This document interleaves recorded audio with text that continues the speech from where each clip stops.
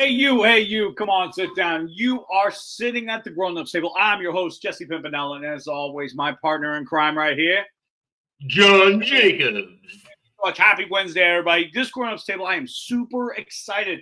Cherries have been popped. We are at the Bada Bing right now. We are doing a Sopranos rewatch, revisit. I don't know where you are on the spectrum of that, but if you haven't seen this show, you're going to need to put a pause on this and go watch that show immediately. It's one of the best shows ever. I've watched it 3 times. John has watched it once. Yes.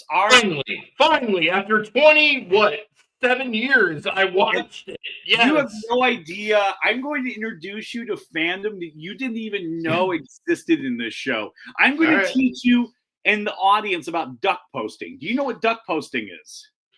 I have no idea what duck posting is. And you are going to be graced by it. That's what you are. Right now, we are wearing our tracksuits. I'm going to show mine off real quick because, of course, this is the Oh, yeah. Well, you got the extra jacket on, too, man.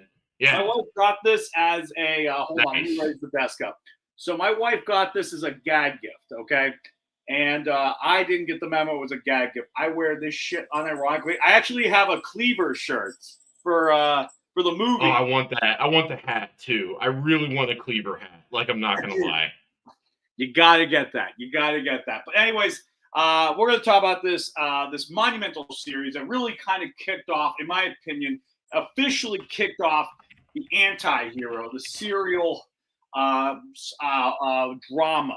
You know, and what's so good about this show is it has so much rewatch value, which I think is. Look at John. Look at that green. Look at that son of a bitch. That's right, man. Classic green with the black stripe. Fully approved, man. Now, here's the thing about this show. This show has such a high rewatch value to the point, if you watch it long enough, it is a comedy, in my opinion. This show is an absolute. Oh, no, John. I'm going to introduce duck posting. I'm not done with you yet, okay? I'm not done with you yet. Okay. I'm not done with you, John. You have no idea how happy I am that you watch the show. You've not even a clue. This is like Christmas right now. Now, John, how did you feel after watching the Sopranos for the first time ever? All right, I'll tell you what. I'll answer that question, but you need to figure out why we're not streaming to Facebook right now. We are not streaming to Facebook? Nope. It says YouTube. We're live there. It says that we're live, but there's no post of the live video happening. Hold on 1 second. We're going to check it out, guys. We're going to check it out. We're going to fix this up. Technical difficulties. And yes, I am an IT manager, and I just passed that task along to the non-IT guy so that I could answer this question. All right. So what did you ask me? What I thought about it, or what was the question? Yes. How would you feel? How did you feel about watching The Sopranos for the first time? What was your thoughts? So, it's the same reason I didn't watch Breaking Bad when it was current, and even Oz I didn't watch until after it was over. I'm weird, okay? So when these really hype things happen and people are really behind it and it's this whole culture thing, I tend to not go with the flow, okay? I don't want to interrupt what we're talking about, but it's still not posting on the page. It's not on the Facebook page. Did you click the link I sent you just now? Well, I can't because I'm on the PC. I'm on our page and it's not streaming. It's the YouTube Hold on 1 second, stream. guys. We're having technical difficulties. Don't worry. We'll get this taken care of. Everybody. Yeah, it's the YouTube stream. It's not the Facebook stream that's going live right now on the page. Anyways. At this? I know what you mean. The Facebook right now is going live. I have the Facebook open right now. Oh, then you're going to have to share it because I'm on our page now and it's not there. I'm literally am not seeing it. Oh, it's because StreamYard did a new thing now. Now you can. What? No, you're good. You're good. Sorry. I mean, I was playing the old footage. I wasn't talking to you. I have no idea what's going on right now. It just everything overlapped. Don't worry. I'm going to be sharing the video. We're all set. Okay. Okay. All right. So like I said, I don't tend to watch new shows when they're out. It's hard to even watch new movies now. It's just a psychological thing with my head. I don't even make a conscious decision on it. It's just everybody's watching this. I'll watch it later. Let me go watch episodes of Roseanne again. I'm telling you, it's weird. Okay. It's just how I am. Mm-hmm. So finally decided, you know what? I have wanted to watch this show from the beginning. Everybody I know loves it. I know you love it. One of my other really close friends loves it. Always making references. So I'm like, fine. I'm going to jump in and I'm going to watch it. So that's when I decided to watch it. That was about a year ago. And I went really hard for like a month and watched the first half of the series, just like slammed it out. But something also happens with me on TV shows is I tend to not watch the full run. It's not that I get bored, it's that I just need something, a new shiny thing. And so I watched the first 3 seasons, then I took like a year break. And then just this past rolling month, I went back and finished it. So, Okay, all right. like I said, I'm just weird when it comes to TV shows. So I realize people are looking at me thinking I'm crazy. Yeah. So that's the story of how I decided to watch The Sopranos. Not because I didn't like it, not because I didn't think it was going to be good. I'm just weird. I never got around to it. Then like 2.5 decades passed, and then I was like, oh, I think now is a great time to watch it. So I finally decided to watch it. But it still took me a year to watch it because I took that long break in the middle. So Yeah. No, and it kind of makes it's kind of funny you took it because you probably watched it at the same pace people watched it live because it was one of those shows that kind of took a break for a little bit of time and all that stuff because it was one of well, those shows. so I binged the first 3 seasons in like a month. Like it was an episode or two a day, And Yeah. but then when I got halfway through it, I was like, I need a new shiny thing. And then I just never got around to it. And then I started getting harassed by people like, when the fuck are you gonna finish this? And they're like, you just got going. So James says it right there. see, I still can't see the live feed. I have no idea what's happening. Facebook updated. It doesn't. It goes to the live thing, so it tells everybody it's live. It goes to everybody's notifications. So there's no longer a physical post to share? There is, but you have to click the story. We'll talk about this. This is technical difficulty. Let's not talk about this right now. Let's talk about this. All right, well, I want people to watch the show. Oh, I figured it out. It's going to everybody's pages. I figured it out. Okay. Yes. Anyways. Sorry, I'm sharing it right now. Okay. My bad. Okay, you got to figure it out. All right, so here comes Shane talking shit because I didn't watch it. So, but yeah, so that's my story of not watching it and then deciding to watch it. I also do have to make an announcement out of ignorance because I love Oz so much, and Oz was the first. Okay. So Yeah. let's not lose sight of that. Oz was the first, and then they ran. Then they ran together, and then Oz ended, and then Sopranos ended. Forever, because I hadn't watched Sopranos, and I've watched Oz like 10 times now. I was like, Oz is number one. It was the OG. It's the best. And everyone's like, you're fucking nuts. Sopranos is. I'm like, yeah, but Sopranos wasn't number one. Without Oz, you don't have Sopranos. And a lot of people argue with me, and it is true, but it's not because they still would have done something or just The Sopranos. But I realized Oz was like the experiment. And look, Oz did not finish strong. Okay, season 6 was not good. Okay, and look, I'm as hardcore Oz fan as it comes. The last season was not good. Sopranos last season was way better. I still have issues with it, but it was way better than Oz's final season. So, but without Oz, you didn't get Sopranos. But I am here to say that yes, Sopranos is the better show. Sopranos is number one. Oz is number two. Yeah. But I have also decided, because I only watched a few sporadic episodes here and there, I am now going to start up The Wire. And I heard that that's another one that starts out really strong but does not finish well. But I'm going to go ahead and watch it. So yeah. Well, so Sopranos is like I said, it's a great show because it is such a comfort watch for me. Which I know you're kind of like, wait. And then when I said it was funny, you're like, what are you talking about? What makes this show so funny is the Italian culture. They capture it so correctly. Oh, okay. Yeah, sure. Ridiculously. But because it's such a quotable show, like it gets goofy because a lot of times what makes this show so great is that they have the cattiness of sorority girls. Yeah. Like, that's what's so great about the show. Like it's the club. It's the club. Yeah. Johnny Sack is going to kill Ralphie over a joke about his wife. You know what I mean? Like stuff like that. Like they're like, and then they're always like, who told you the joke? Tell me where the joke came from. Where'd you hear it from? Like they're having like these little conversations. Or when Tony gifts Richie's jacket to the help's husband. Oh yeah, I forgot about the jacket, man. And he loved that fucking jacket, dude.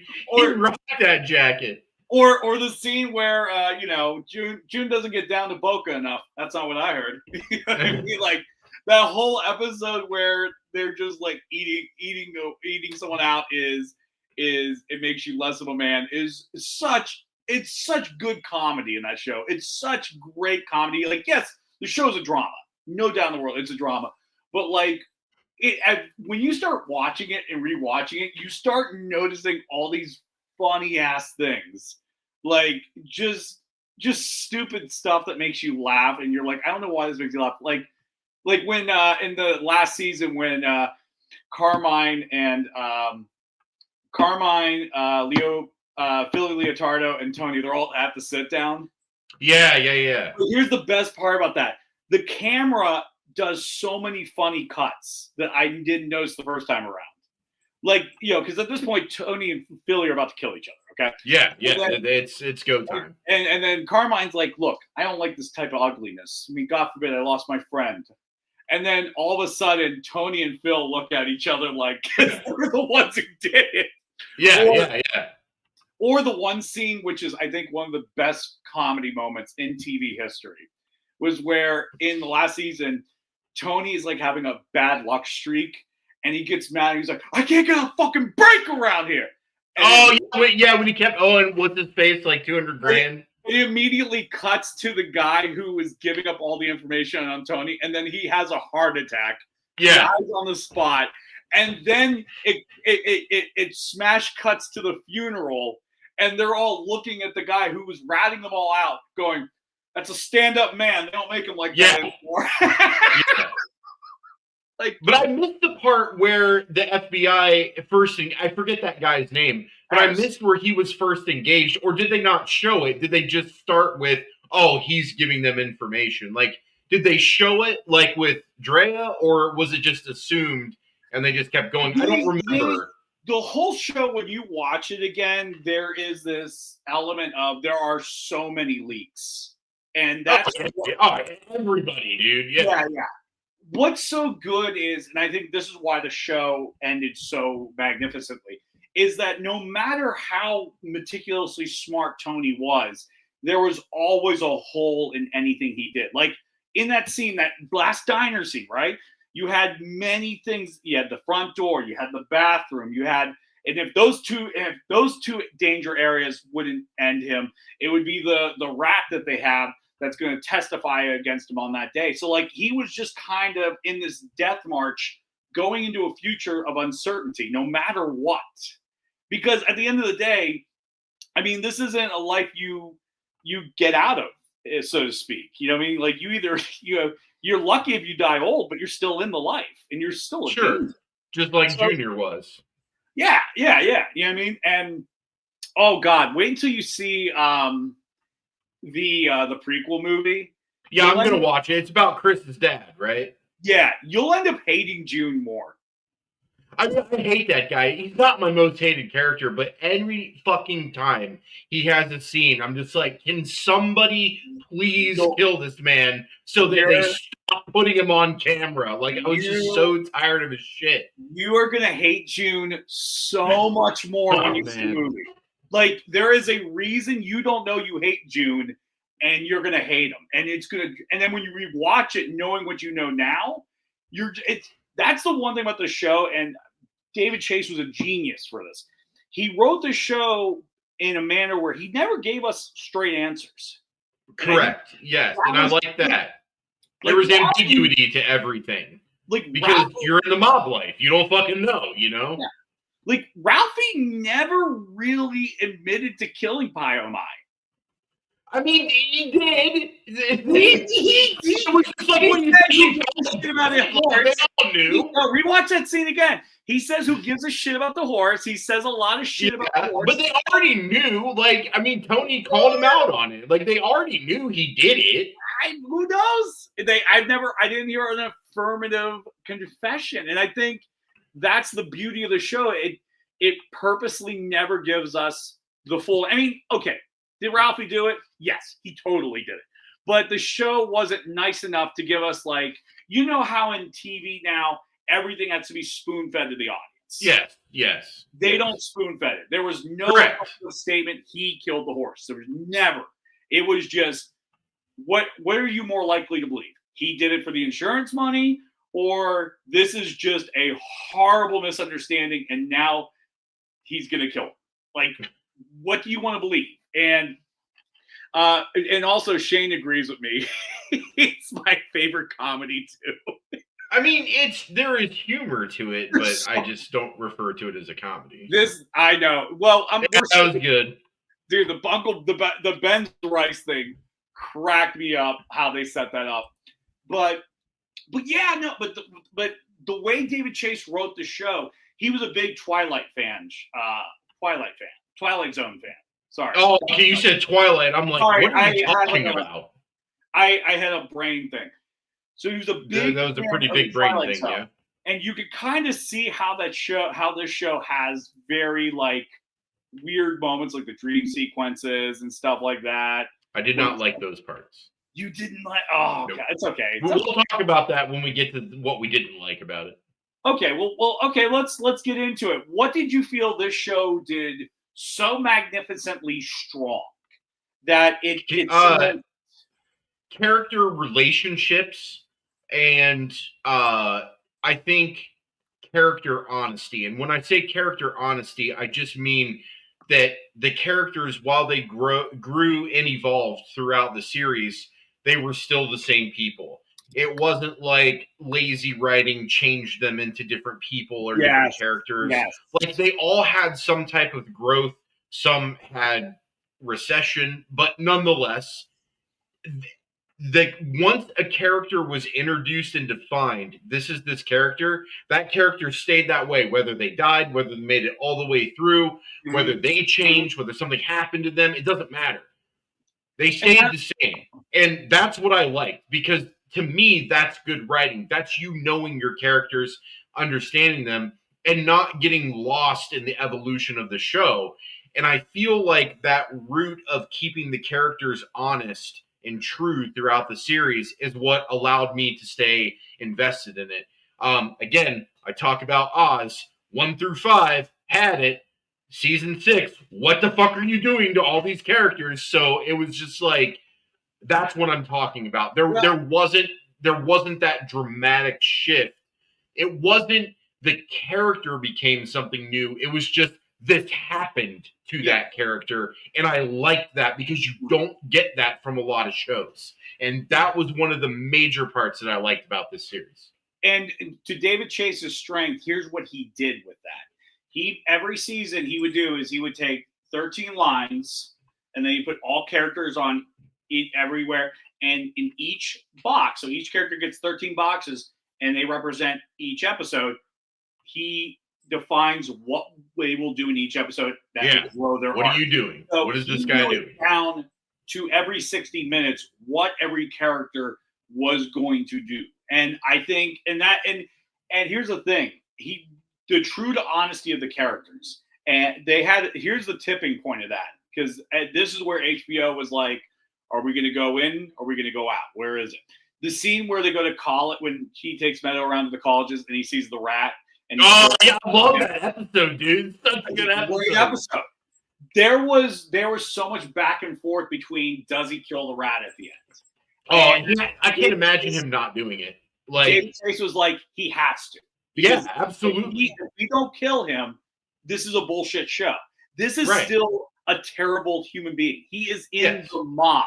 He has taken a coat. That's the thing about this show that was so good. This show had no problem getting you to love these characters and then going, no. They're horrible. Like the scene where Ralphie beats the girl to death. I fucking hate Ralphie so Horrible. much, dude. I fucking Horrible. hate that piece of shit so First much. off, he's a whore. I fucking hate Ralphie, dude. I hate that motherfucker so much. But that's the thing. They didn't care. They didn't care. They needed you to. They had to remind you at all times. This is the mob. Okay, they can be funny. They can be quirky. Right. They're all horrible people. They are doing horrible shit. Like, I still love the one thing. One of my favorite awful Tony things. It's not the worst thing he did, but it's one of my favorite things that he did. Was where he was okay, so Vito's already dead. His son, Vito's son, is like having trouble in school, and the wife's like, I want to move away. I want to go to a different place to raise Vito's Jr. I'm like, okay, cool. And he's like, they're asking, like, can you set us up at a place? And he's like, oh yeah, I'll do that. And then he keeps gambling and just losing all that money. And then he goes, I got a good idea. And they send him to like one of those juvie camps. Yeah. Kid, man. They fucked that kid over, dude. He fucked that kid over so bad. They fucked that kid over so bad, man. Yeah. Like, because he kept gambling, he's like, he screwed another kid's life up. Oh my god. And it's like, and that's the thing. That's how much of a sick fuck I am. But actually, I want to build off of what you just said, because it comes into what I also think they did right. So you were talking about how they screwed up that kid's life. That's another thing that I love about this show. Not one friend of theirs that was not in the mob gained anything. And in fact, most of them died and lost everything. And I think that is fucking hilarious. Like, T-1000 lost his entire business, his wife, his kids, his friends, all because he couldn't stop gambling. They just ruined that guy's life, right? Fucking ruined his life, dude. I love Davey. So I work with Ty Moore. He's just trying to be a nice guy, and he got fucked over so bad. I work with Ty Moore sometimes when we're on the road. And anytime it gets really quiet and we're across the room, and let's say he's doing something helpful or I'm doing something helpful, the other person will go, "Get back in your fucking cave! You're doing your best, Davey." I love it, dude. I love it. So yeah, Davey is a great example of that. The screenwriter that Chris befriended in rehab, literally in 48 hours, he ruined that guy's life, dude. In 48 hours. Literally everything that he had running for him was stripped away, gone. He was back on the streets, back as an addict, lost all of his jobs, and had to go back to rehab. And in 2 days of hanging out with Chris. Like, what is happening here? I just love that he's being helpful. Like, look, you're doing the right thing going into rehab and everything. Yeah. And then Chris is trying to motivate him when he's the one that ruined his life. Like, hey, you're doing a good thing here. It's like, oh, I'm sorry I caused this, but you're doing a good thing. You're doing a good thing.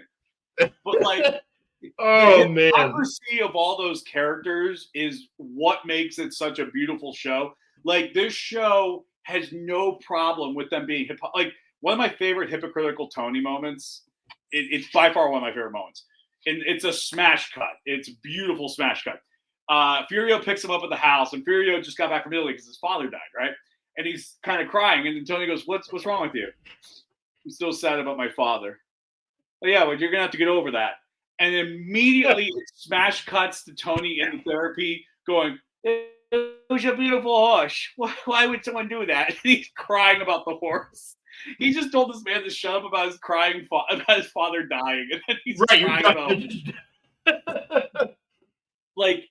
Whoever edited that show, I cannot stress how much I believe they deserve so many awards.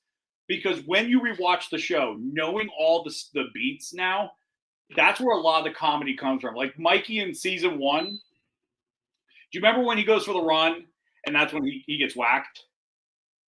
Mikey, Junior's right-hand man in the first season. So season 1 through 3, I'm going to be spotty on because I haven't watched it in a year. So, okay, he goes for a run, right? I vaguely remember the run. I think I know what you're talking about. It's where Paulie gets poison ivy. Anyways, he goes for a run. Yeah, I remember that. Okay. Him and his wife start fighting as he's leaving the house. And then he goes, why don't you take a fucking Midol? And he starts running away and doing the run. Immediately after he's killed and his body's found, they do the news clippings, and the wife is in the news going, all I could just say is, I remember when he left the house and he told me how much he loved me. When he'd say take some Midol. And it's just so like the editing. Was that the same person when Tony went up and smashed in the car window and then did the horn with the bat waiting for her to come out? Was that the same lady, or was that, I'm thinking of somebody different? No, he smashed. He did smash. The guy was in the car at one point. Oh, you're asking like how the guy got whacked? No, I was the guy's wife. I can't remember. It's probably a different scene then, because it's a different scene. The wife only shows up one time in the series. Okay, I'm thinking of somebody. Like I said, 1 through 3 and like a lot of 4, I'm a little more spotty on because that was a year ago. I'm more current on like 4 through the end. Can I tell you to revisit one episode because it's in season 3? Yeah. Revisit this is what fans say is the best episode. And I will. The one where Paulie and Chris get lost in the woods in the winter. That's a great episode because this is the banter between them. And then, like when they're at the gas station, he's like, "No, we're gonna take him upstate. We're gonna get something to eat." He's like, "No, you're hungry. You got it." He's like, "Yeah, I'm hungry. I can eat." He's like, "Yeah, we're gonna go eat, and then we're gonna take him." And then they end up getting lost in the woods. It's such a good episode. And do you know what's a really interesting scene about that episode? So, you know when Bacala comes in with his hunting gear and James Gandolfini, Tony, he just barrels over laughing? Yeah. Because Tony's out there like he's just in like a trench coat, pants, and shoes, you know? Well, that's not what happened when they shot it. Oh. So that's shot in 2 pieces. The what we see was shot at a different time for what Tony saw. Apparently, they wanted to get the biggest possible laugh out of James Gandolfini as they could. Yeah. So the guy playing Bacala asked for like a large black dildo, and he put it on and walked into the room. Not going to do that, and that's why he's barreling over as hard as he is. All right, that makes sense. Okay. Yeah. And do you know who directed that episode? I did, but I can't remember it now. The great Steve Buscemi. Oh, yeah. Buscemi, man. I feel bad with what happened to him. I'm sure we'll get into people who got whacked. That's probably a subject. Let's talk about people who got whacked. Are we done with what they did right? Because I had a couple more I feel like things. I talked about everything they did right. I'll talk about one last thing. Okay. One last thing. Yeah. The mythos of what death is in the show. I would agree with that, definitely. Because you don't hear it coming. There's so many times where they show examples of it. Like, for example, where Silvio's in the restaurant and the guy gets it right in the face, and there's no audio. Yeah, he doesn't even know what's going. He's just like, I got blood on me. What's happening? Like, so when you get to the last episode, obviously this is one of the craziest things about The Sopranos is that drop. The don't stop drop. Show's over. And people ask, what happened to Tony? Did he die? Did he live? I've got my opinion. What do you think your opinion is? What do you think? So I know that the writer intended for him to die. I know that. Okay. And I know, as with any production, some shit got fucked up and he wasn't able to fully flush it out and have that come to fruition. So it's just the fade to black. But I know he's gone on record saying, when we put this whole thing together, he definitely dies. I disagree, because I think that killing Tony is way too predictable, way too expected, and in a way, I feel like would have wasted everybody's time. Because, okay, I'm watching a mob movie. I'm watching Scarface, right? He dies at the end, okay? So we watched how he went from nothing to this, and then he started doing the drugs, and then it got him killed, right? And we see this a lot of times with mob movies and gangster films and stuff like that. So I think that is the predictable ending. We watched this 6-year excerpt of Tony's life from where he took over the family until where he got murked, right? But I think that's the easy way out because that's what everybody expects. I think he survived. I think that whole scene, Tony was paranoid because he was out in public. Phil had just gotten killed. He worked out a deal with the New York family to where they were like, hey, we all agree Phil's going too hard on this. Let's just, you guys do what you want with him. We'll do our thing here. You do your thing here. We'll go back to kind of mutual living, right? So that was all worked out. And they did it. They got rid of Phil, right? And so I feel like things were balancing back out. Yes, Paulie didn't want to take over that area because he was getting fucking old. I understand that. I understand. That's not why he wanted to take over. That's what? Not why. Well, because he makes reference that crew's cursed because they haven't had a consistent leader in years. Well, right, but he gives Tony a whole laundry list of excuses outside of the restaurant. It's pissing off Tony because he's like, why don't you want to do this? And he's like, I'm fucking old, man. I don't want to get into all this again. Like, so Tony carries around perpetual anxiety, and that leads to his panic attacks. And so when I watched the ending, which keep in mind, I already knew it. It was everywhere. It was impossible to avoid that ending being spoiled at that time. Internet was in full swing by the end of 2006 into 2007 when the series ended. Like, that shit was in full swing.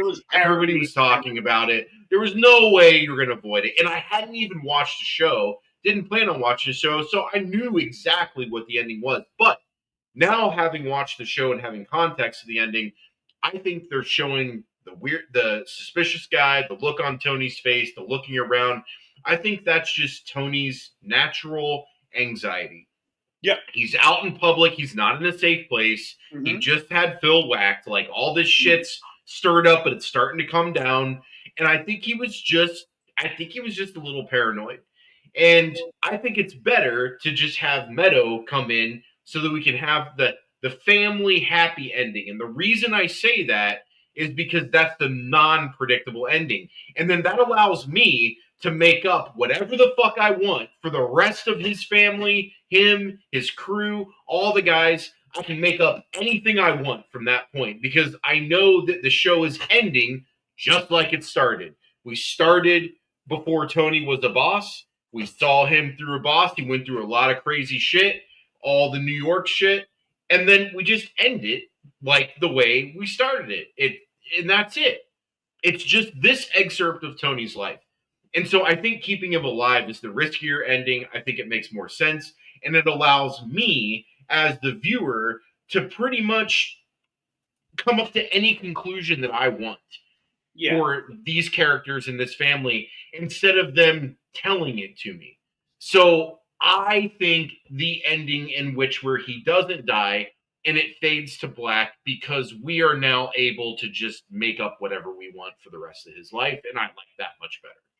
I think that I agree with that because David Chase, one of the things, again, I love about his writing is he doesn't just give you the answer. And it's a brilliant ending because look how many years after the fact we are still discussing this ending. It's still being talked about. It's still iconic. And I think you're right. I mean, because here's the thing. It could go in both ways. So let me play devil's advocate. Let's say he did die. Let's just say he did die.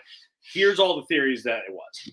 The guy in the members only jacket that came in, they were doing an homage to the Godfather death where he gets the gun from the toilet and shoots Tony because Tony always talked about how that was his favorite scene, and ironically, that would be the scene to kill. So that's number one. Theory number two, that the same guy is the son or hired by the person that kills himself in the first episode of the last season, the one that hangs himself because he couldn't go to Florida. He was wearing the members only jacket. What? He was wearing the members only jacket, just like the court. I did not notice that. Yep. And then, but then again, so let's just, and then the whole, you don't see death coming. That whole mythos is set up in that scene perfectly. Now, let's say he's alive, which I think he could be alive. Basically, that ending is a metaphor for in the life of a mafioso, it never ends. I Danger get that. always. I totally get that. Because here's the thing: if someone doesn't shoot him through the front door, if someone doesn't shoot him from behind in that bathroom, here's what happens next. There's a rat already talking to the FBI because that's what him and his lawyer were talking about. And there's no way to stop it now. It's too late. It's done. So he's gonna probably go down. So we don't know what's gonna happen next. But basically, that moment represents this. You chose a life of crime. Yeah. You're always gonna be looking at your shoulder. It's never going to end. And he's accessing every single possible threat that happens in that bar, in that room, which is brilliant. It's brilliant writing. And I think one of the best parts about how that episode ends is it ends in a song that everybody has like this weird, they can't control themselves to sing. Like when Don't Stop Believing comes on, everybody wants to scream. We all sing. We all sing it. Believe it. I think it's so brilliant that they cut it right in the middle of the line. Because it goes, don't stop. And then everybody wants to yell believing, but they cut it. It's over. It's done. And I think that fucks with our brains a little bit because in our brains, we're like, it's incomplete. That line is incomplete. And I think that is a brilliant edit to frustrate us because they want to give us the frustrating end. They want to say, look, you chose a life of crime. It's not going to be cut and dry. It's not going to be good guy, bad guy, good guy, bad guy. Some days you're going to be the bad guy in somebody's story and you're going to get it. Excuse me. Yeah. I want to apologize for all the technical difficulties we have. The live feed on YouTube is frozen and the feed stopped on Facebook. So I don't know what the fuck is happening. For those that are listening, I will repost this whole entire video when we're done. I do apologize. I do not know what's happening right now. I got an alert that says the issues on Facebook's end right now. Oh, okay. All right. So anyways. YouTube is good. YouTube right now hasn't frozen. Oh, it's frozen for me. But anyways, so here's the other thing about the ending, because I do agree with what you're saying. And look, like I said, I know the ending is he dies. I get that. But what I'm saying is I think there's a better way. And I also think that we spent all of this time learning about Tony, and Tony isn't dumb. Sometimes Tony does dumb things. Yes. Usually because somebody else has done something dumb and it's requiring him to do something dumb. But I don't think he's dumb enough to put himself in a position to get whacked like that. And that's the other part that bothers me too, is that I do feel like Tony's smarter than putting himself in that situation. I think so too. I really, and here's the thing, but I don't think he feels like he is in danger at all in that moment, because you have to look at it like this, and again, this is the hypocritical part of it all, is that you don't hit a made man. You don't hit a made man. So There's this certain armor I think a lot of times they carry. And he's a boss too, so it's like that's another layer, you know? So I want to say sometimes I think that confidence is actually quite foolish, because how many times has his life been attempted on being a boss? Oh, yeah. How many times him being a boss? I think that's where that anxiety comes from. That anxiety comes from this whole idea of somebody's going to break the rules, like I've been breaking the rules this entire time. Absolutely, because you're a piece of shit. Exactly. Because that's what's so funny about when he tries to get Paulie to take over that crew. Besides the guy who died on the toilet, Tony has killed every leader. You're right. He killed Ralphie. Well, he killed Richie. The body. That's killed Richie, but I fucking Richie, but I fucking hated Richie too. That guy was a scumbag. Dude, my wife and I, we hate the scene where he cripples Beansy. We fucking love Beansy.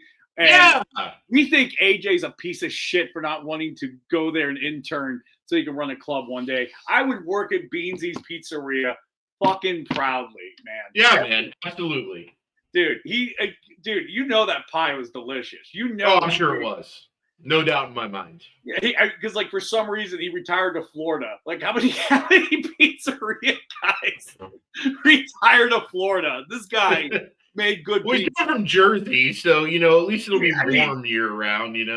he reinvested his money. He did make that reference in the show, but oh my god, I think one other thing that I really love about the show, and then we can talk about all the critique stuff and all that, is I call it the Paulie side adventures.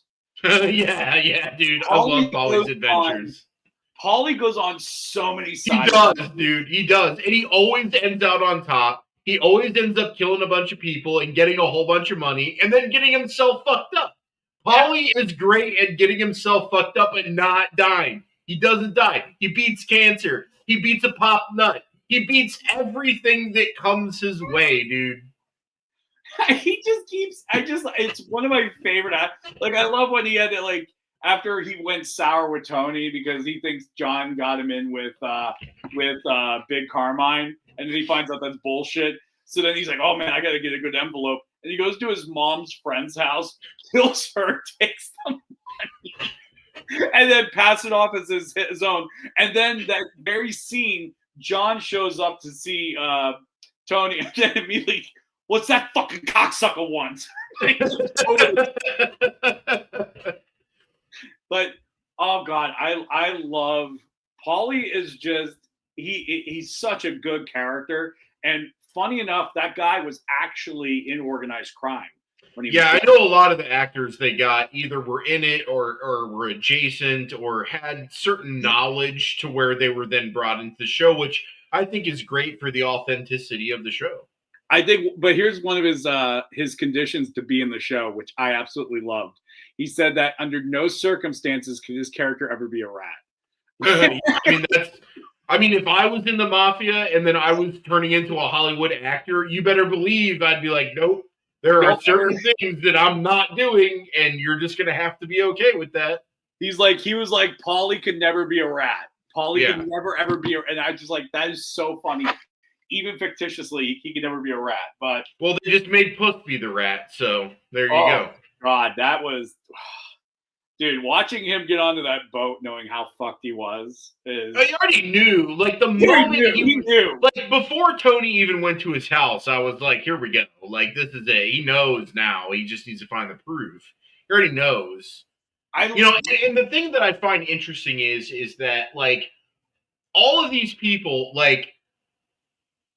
There is a high percentage when it's their time to die where they totally cave.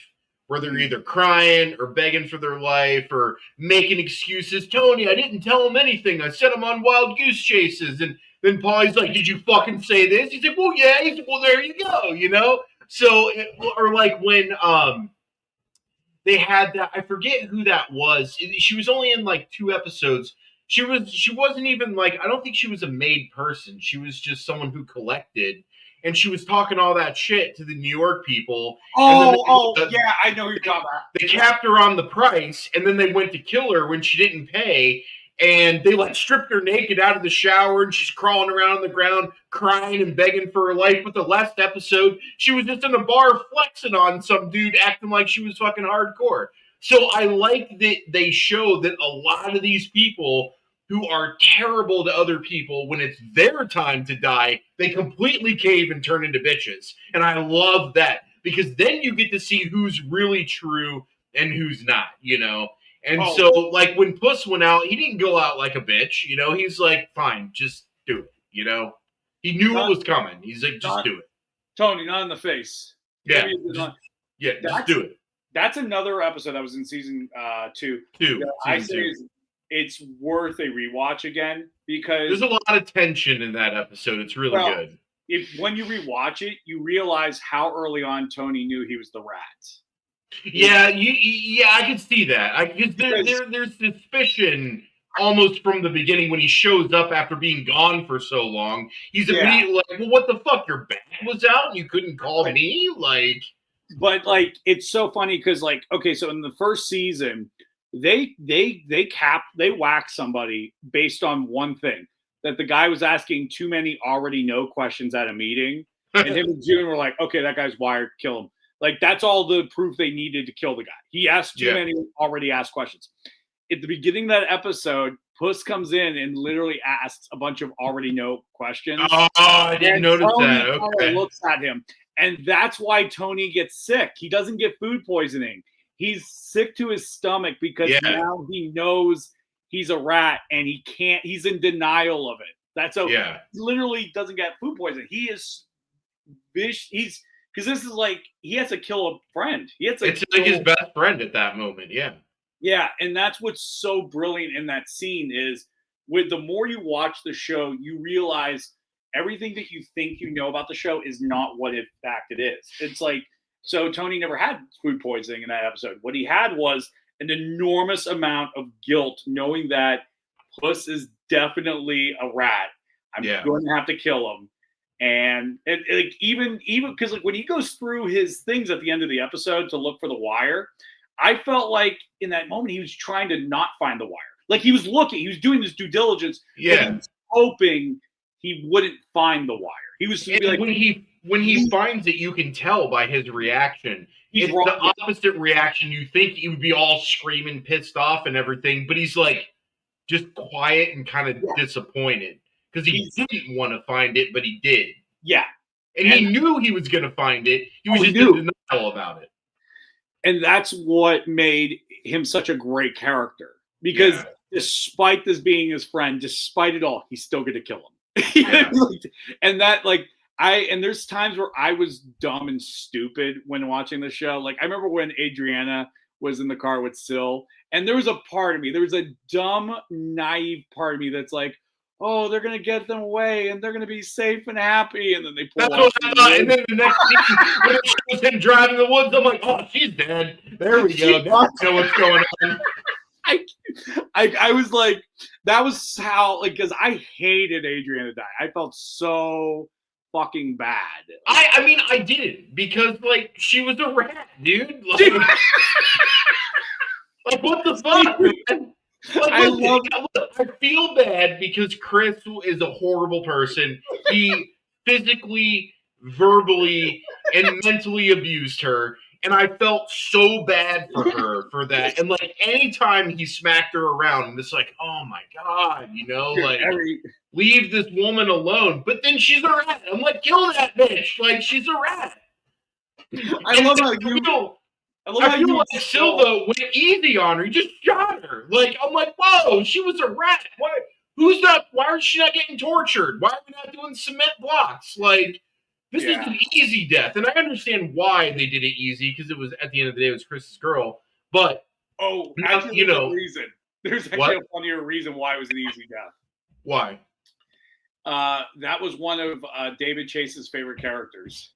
Oh, so he didn't want something terrible to happen to her. He said he didn't have the heart to show her death. That's why she's killed off screen. She's not killed on screen. They don't show it. She's crawling away saying no, and you just see Silva shoot her. It's a single cut. It doesn't cut away, but she crawls off screen. Off screen. Yeah.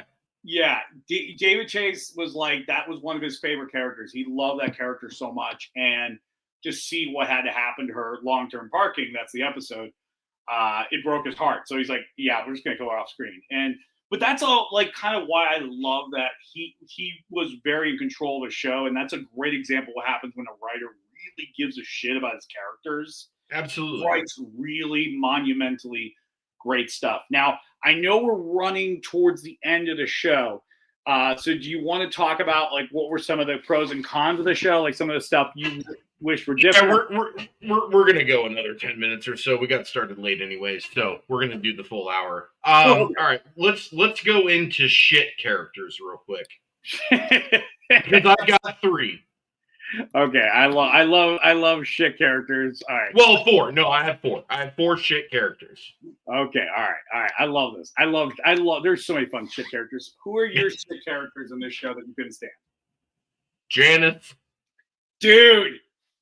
I hate Janice. I hate Janice so much. Why did somebody just not kill her in the second season? Why didn't Tony get sick of her shit and just kill her? Like, oh my God. The most annoying, terrible character I think I can even possibly imagine. I fucking hated Janice, dude. Do you know? I'm going to tell you this because I'm not sure if this is a cultural thing, but because I told my mom about this, and my mom got viscerally angry, even though she's never seen the show.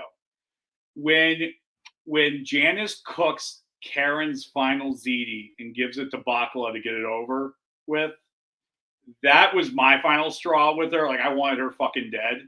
Like, that was me. I'm not sure. Like, because food in my culture is like so fucking important. Like, and I know it is. I know it is. And like, I actually, believe it or not, I have stuff in my freezer right now from my grandma. She's still alive, but like, I'm too afraid. Like, God forbid. Like, I need to know I have something. No, I get it. It's So when she cooked that fucking ziti, I can't tell you how mad you're like, fuck this bitch. Dude, me and Sarah were seething. Fucking angry. Yeah. Oh, dude, the fact that she gets out of that show unscathed pisses me off so much. Dude, she fucked Richie. That's it. That's all you have to say. Like, I'm glad she killed him because Richie, on my list of piece of shit scumbags, I fucking hated Richie. I hated Richie. And I'm telling you right now, he's still responsible for those two kids trying to kill Chris. I know he tried to wipe his hands of it and be like, why'd you do this? Get out of here. Da-da-da. No way. No way. He secretly loved that they tried to do it. Yeah. And fuck him for that too. Because that other kid, he was a decent kid who got wrapped up in some bullshit to try to join Richie's crew and then had to have Tony kill him. I kind of felt bad for that kid. Even though he absolutely took shots at Chris, I still kind of felt bad for him. But fuck Richie, fuck Janice. Janice just comes and stirs up drama, brings up the past, acts just like her mom, all that passive-aggressive, manipulative bullshit. Like, oh my God, I could not stand any scene with Janice, dude. The only scene that I love the scenes with Janet where she got the shit taken out of her by Tony. My favorite's when suck it back with me, mommy. What I love about that episode is Janice was bragging about like how she finally is like, oh, I'm more in control of my temper. I'm good. I'm fine. And then Tony hears this like, let's test that. Dude. And so third, the other R, Ralphie.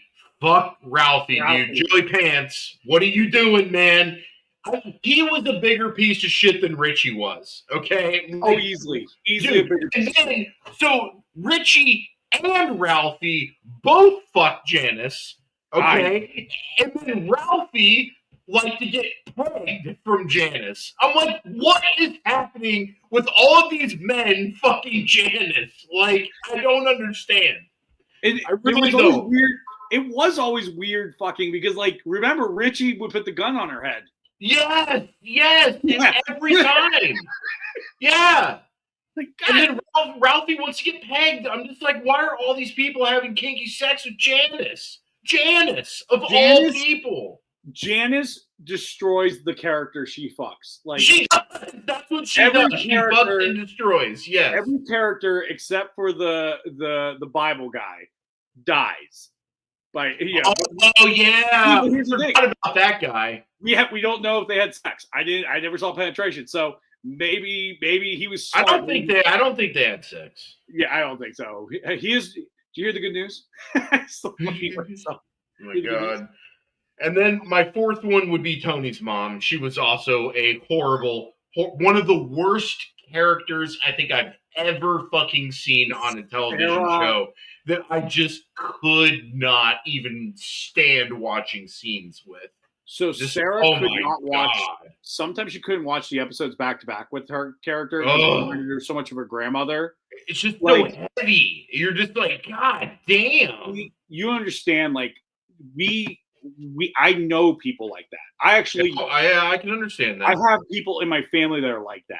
Like no joke. Like I remember me and Sarah were watching the show, and there were moments where we would look at each other like, okay, let's take a 5-minute break. Yeah, I remember those were very heavy episodes with his mom, and I was so fucking happy when she died. Oh, but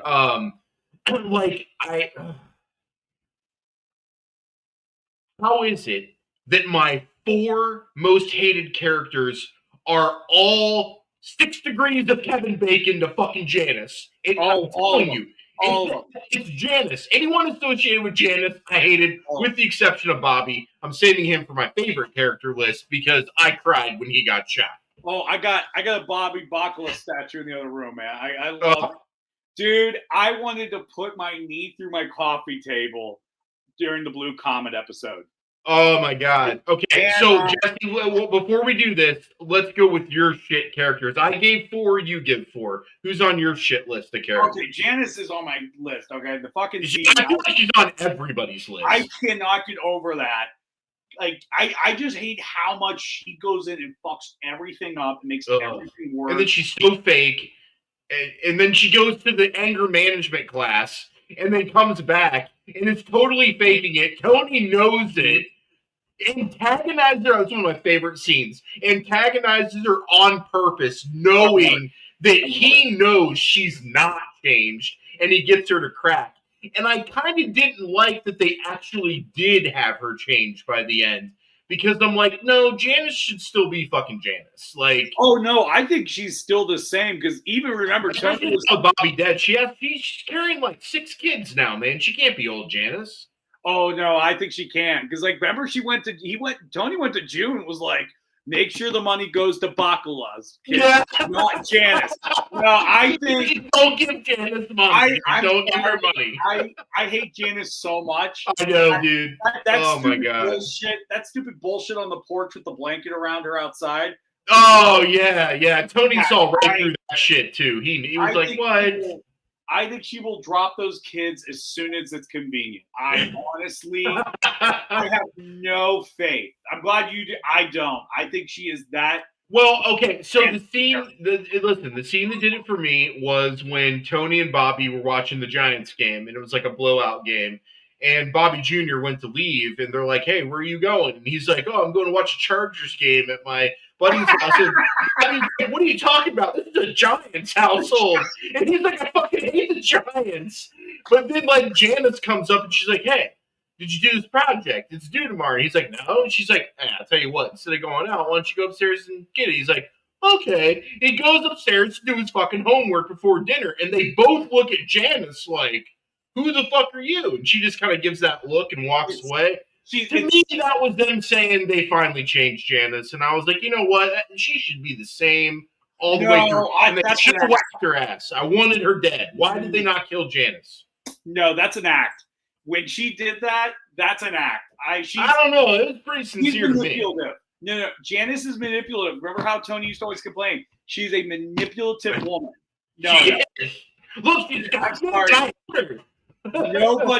Nobody is going to convince me otherwise that she has changed. I think she is manipulative from start to finish. I think that manipulation can cause us to go lax on her, but no, I don't think she'll ever change. I've met so many manipulative people that are exactly like that because here's the thing. Here's because you got to look at it like this.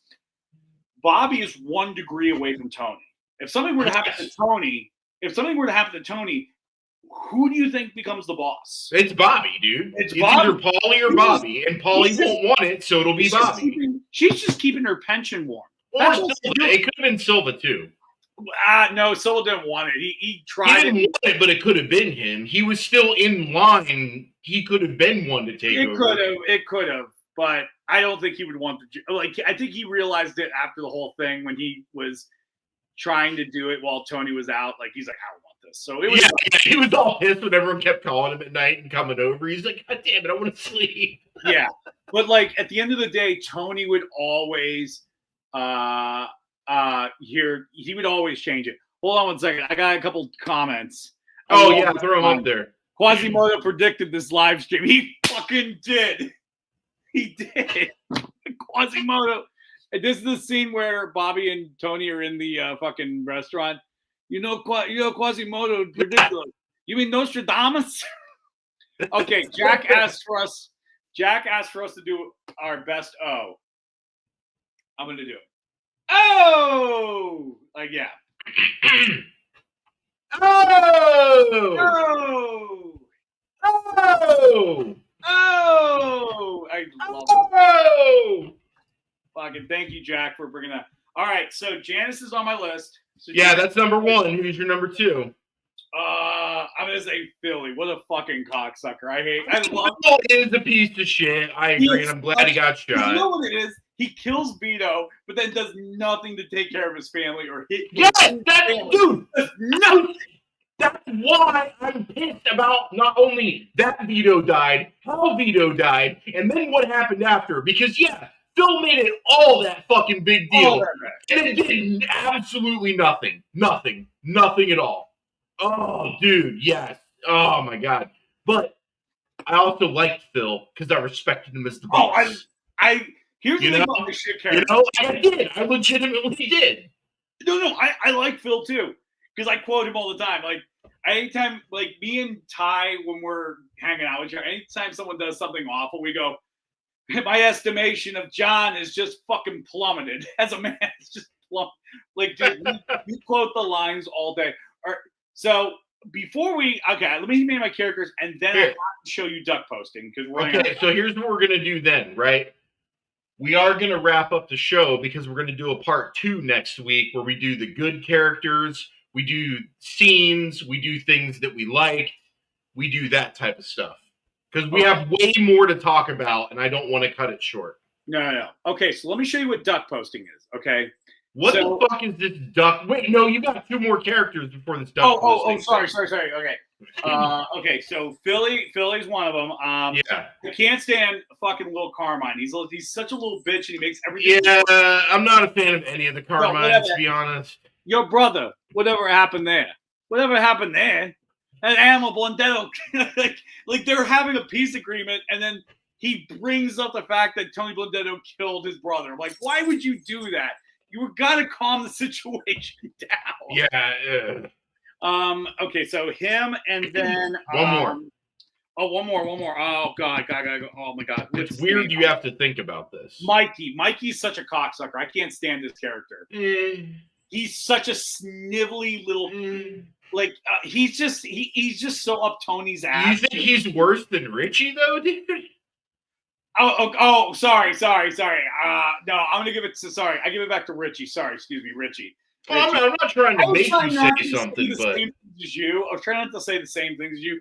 Richie. Okay, yeah. Say that other guy then. Yeah, that way we get to talk about other people. Okay. Are clearly the worst 2 characters. Oh my god. Janice too. So there's like 3. Right there. That's the 3. That's like the 3 horsemen. The 3 stitches, dude. Yeah.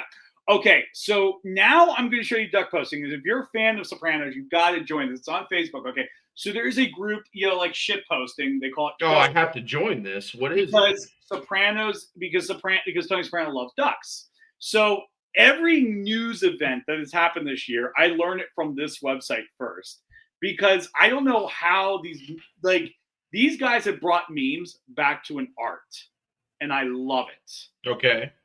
Let me share the screen, and then I'm trying to find some good ones that came out today. Like I feel like showing it off is not going to be as good as like when you're naturally in public and then an event happens and you're like, oh, can you just provide a definition of duck posting? It's like shit posting. It's shit posting, but with ducks. So are you talking like literally ducks? No. Ducks? It's because Tony loves ducks. Yeah. They just call it duck posting instead of shit posting. Okay, I understand now. I got you. Okay. So yeah. So for example, like here's anytime a celebrity dies, like something like this will come up. Like yeah.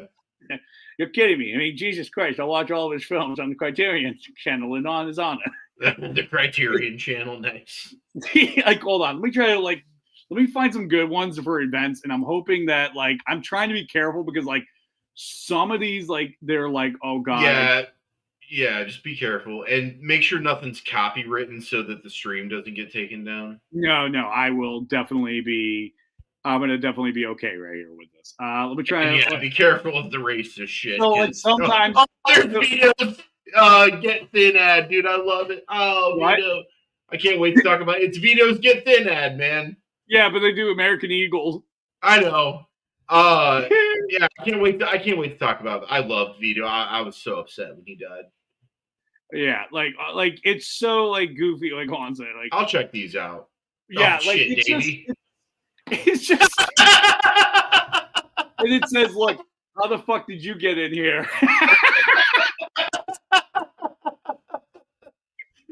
So good. It's just so. It's Oh just. shit. Okay. Yeah, I'll check It's these just, out, man. oh yeah, no. Oh, wait, So wait, wait. is this a Facebook group or are you Yeah, just it's a Facebook searching group. Google? Yeah, look at this.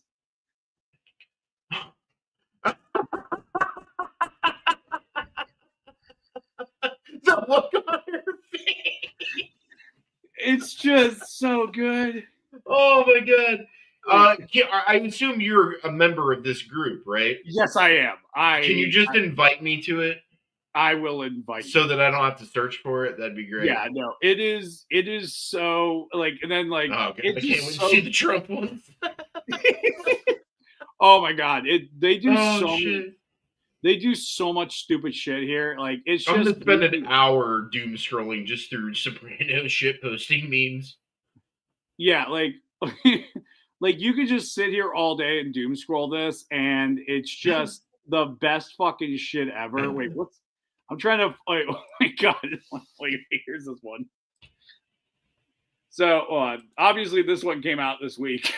Dude, we're gonna talk about this in next week episode, but man, I was sad when the mercy kills made me sad. I want to kind of save that conversation for next week, so I don't want to get into it. But they made me sad. Mercy kills were the worst, but please go on to but check out duck posting, like dude. Just invite me. I'll check them out. Yeah, I am. I actually sometimes I'll post shit on there. Sometimes I get bored. You know the scene. Well, dude, I'm gonna start making Sopranos memes and post them in there, man. Dude, so one of the ones I made was, you know, when oh god, when Philly's in the top of that little house when they're trying to visit him, he's like, "Go back to Jersey, cocksuckers." Oh yeah. So during Halloween, everyone would put someone had Michael Myers in the backyard from the movie where he's in the clotheslines. Yeah.